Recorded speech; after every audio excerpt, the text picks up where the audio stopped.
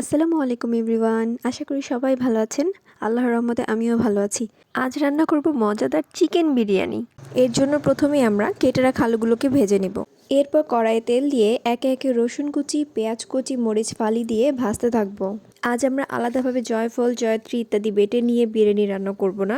আজ রান্না করব সহজ উপায়ে রাঁধুনি রেডমিক্স বিরিয়ানি মশলা দিয়ে। আজ আমাদের পোলাও চালের পরিমাণ ছিল 1 কেজি আর মুরগির মাংস ছিল প্রায় 1.5 কেজি। পেঁয়াজ ভাজা হয়ে গেলে সম্পূর্ণ প্যাকেট মশলাটি দিয়ে দিব ও সামান্য পানি দিয়ে মশলা কষিয়ে নিব। 1 কেজি পরিমাণ চাউলের জন্য প্রয়োজন সম্পূর্ণ 1 প্যাকেট বিরিয়ানি মশলা। মশলাটি কষানো হয়ে গেলে 1 কাপ পরিমাণ টক দই দিয়ে দিব। টক দই বিরিয়ানির স্বাদ দ্বিগুণ বাড়িয়ে দেয়। টক দই দেওয়ার পরে মশলাটি আরও কিছুক্ষণ নেড়ে চেড়ে কষিয়ে নিব।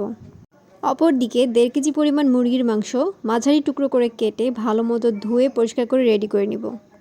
মশলা কষানো হয়ে গেছে। এ পর্যায়ে আমরা মুরগির মাংসগুলোকে আস্তে আস্তে দিয়ে দিব। মাংসকে ঢেকে কষিয়ে রান্না করে নিব ও পানি যখন শুকিয়ে আসবে নামিয়ে একপাশে রেখে দিব। অপরদিকে অন্য একটি পাত্রে তেল দিয়ে আগে থেকে ধুয়ে রাখা চালগুলো ভাজা শুরু করব। ততক্ষণ পর্যন্ত ভাজবো যতক্ষণ ভাজতে ভাজতে পাতিলে শনশন আওয়াজ হবে।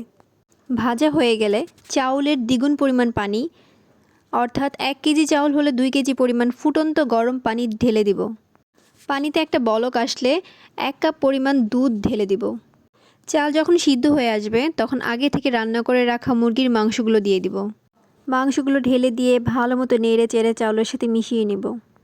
এ পর্যায়ে স্বাদ মতো লবণ দিয়ে দিব। এবার চুলার আঁচ একদম মৃদু রেখে ঢেকে ঢেকে চালগুলো সিদ্ধ করে নেব। রান্না যখন প্রায় হয়ে এসেছিল তখন আমি আমার বাসার তৈরি 3 চা চামচ ঘি দিয়েছিলাম। নামানোর আগে সামান্য ঘি দিলে বিরিয়ানির স্বাদ ও ঘ্রাণ খুবই সুন্দর বের হয়। তবে আপনারা চাইলে ঘিটা নাও দিতে পারেন। আরেকটা কথা তো বলতে ভুলে গিয়েছি। চাউলের মধ্যে মাংস দেওয়ার সময় আমি আগে থেকে ভেজে রাখা আলুগুলোকেও দিয়ে দিয়েছিলাম।